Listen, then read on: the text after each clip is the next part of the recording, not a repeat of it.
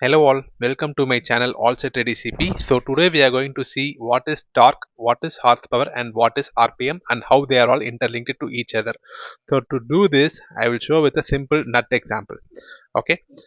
So consider I have a wheel nut and I have to open this wheel nut. So first I am going to try with my bare hand. I am using two fingers and I am giving 1 kg of pressure. Pressure is nothing but 1 kg of force. Okay. So I am unable to even twist it a bit.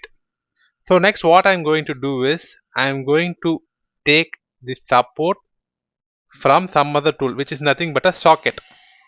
So when I insert this socket, now the pressure I give will be of higher force. For example, it will be around 2 to 3 kg, right? Still I am unable to open, which means that force alone is not enough for anything to happen. So what I can do is I can take an assistance from a length rod. So consider this rod is of length of 1 meter. Okay. So I'm going to place this rod in the socket and I'm going to take the help from this rod. So this rod is 1 meter and at the edge I'm going to apply pressure from my palm.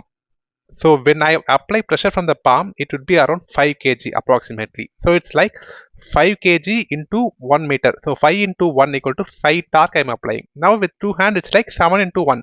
Assuming that with two hand I am able to provide 7 kg of force for this 1 meter length. So 7 into 1 equal to 7 torque, which is nothing but 7 Nm of torque because unit of torque is Newton meter. So I can say it as 7 Newton meter torque I am applying to this.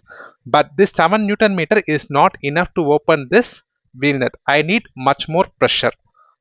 Okay, so for that I'm going to take assistance with my leg, which means that I can able to provide much more pressure force.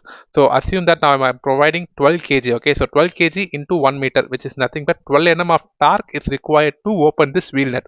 So I think I made my statement clear. So for the initial movement we need more torque, but once the initial movement is done, the torque can be reduced. See there. So now for the next rotation, what I will do is I'm just going to do with my bare hand. And now if you see, just 5 kg is enough for one rotation. In the subsequent rotations, even still just 4 kg 2 kg is much more enough. So this whole rotation, so from the starting point to end point, it's called one rotation. And this rotation, if you take it for 1 minute, how much time it rotates is nothing but rotations per minute. It is the RPM. And coming to horsepower, it's very simple. So torque is nothing but force into length, right? So force into length and the number of rotation that it happens to this nut, all together is called as horsepower. So force into length, without torque horsepower cannot exist. So because force into length into RPM is the formula to calculate bhp basically. Okay, and the actual formula to calculate bhp I have provided at the top, which you can refer. And also to make it simple, consider I have a length of rod as 2 meter. So 2 meter, and if I apply with both hands just 6 kg, so 6 into 2 12 Nm torque. So ultimately my goal is to give 12 Nm torque to open this nut. So if you have the supporting rod's length to be on higher side, you can give less force, and if your supporting rod is of short length, then you have to give more force to achieve the same 12 Nm of torque.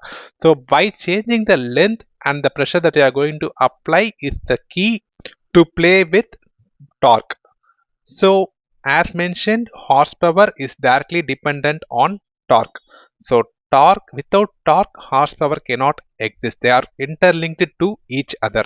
Only the level of torque get reduced when the RPM gets increased. Okay, so with this I will close this video.